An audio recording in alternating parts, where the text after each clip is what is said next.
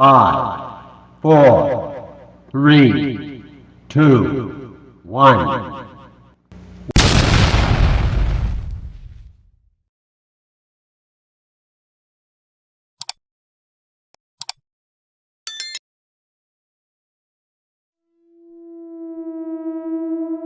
Di jantung kota lama Semarang, berdiri sebuah rumah tua bergaya kolonial yang sudah puluhan tahun menjadi rumah kos bagi mahasiswa.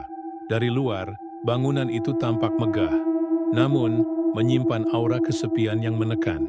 Dinding-dinding kusamnya, jendela kayu berderit, dan loteng yang selalu tertutup rapat seolah menjadi saksi bisu sebuah rahasia kelam yang terlupakan zaman.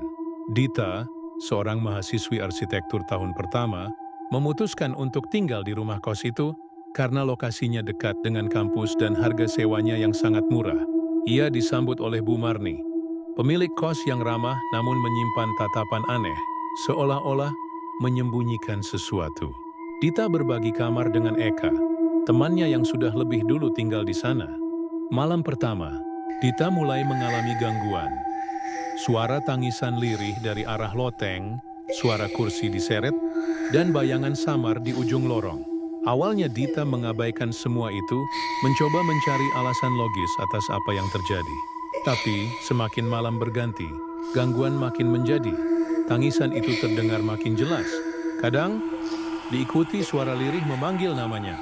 Eka, yang sudah ketakutan, mengaku sering melihat sosok wanita bergaun putih berdiri di dekat tangga menuju loteng.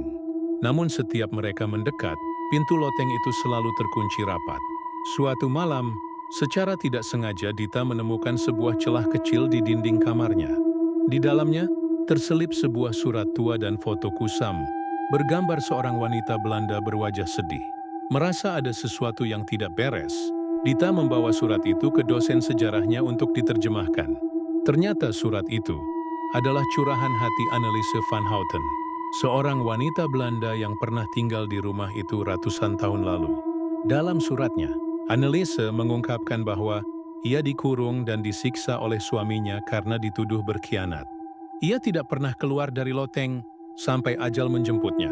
Penuh rasa penasaran dan ketakutan, Dita akhirnya memberanikan diri untuk membuka paksa loteng terlarang itu. Dalam kegelapan dan debu tebal, ia menemukan kerangka manusia yang masih terikat rantai tua. Begitu ia menyentuh kerangka itu, rumah tiba-tiba bergetar hebat. Lampu-lampu padam, suhu udara menurun drastis, dan sesosok kuntilanak dengan gaun putih kotor serta wajah pucat, namun bermata biru tajam khas orang Belanda, muncul, menjerit pilu. Malam itu menjadi malam penuh teror. Arwah Anneliese menuntut keadilan, mengungkapkan rasa sakit, ketakutan, dan dendamnya yang menumpuk selama ratusan tahun. Dita, di tengah rasa takut yang mencekam, berusaha memenuhi permintaan Anneliese, membebaskan dirinya dari ikatan dunia. Dengan susah payah, Dita membawa kerangka itu dan menguburkannya secara layak di pekuburan gereja tua. Sesuai tradisi Anneliese dahulu, setelah pemakaman, gangguan aneh di rumah itu perlahan menghilang. Rumah terasa lebih hangat, seolah-olah beban berat telah diangkat. Namun sebelum Dita meninggalkan rumah kos itu untuk selamanya, Bu Marni, yang selama ini tampak baik, menatapnya dengan sorot mata kosong dan berbisik dengan suara pelan, namun jelas, "Kamu mirip sekali dengan dia, seperti reinkarnasi." Saat itu, Dita sadar bahwa kisah ini mungkin belum benar-benar berakhir. Ada rahasia yang lebih dalam, yang belum sempat terungkap dari rumah tua itu.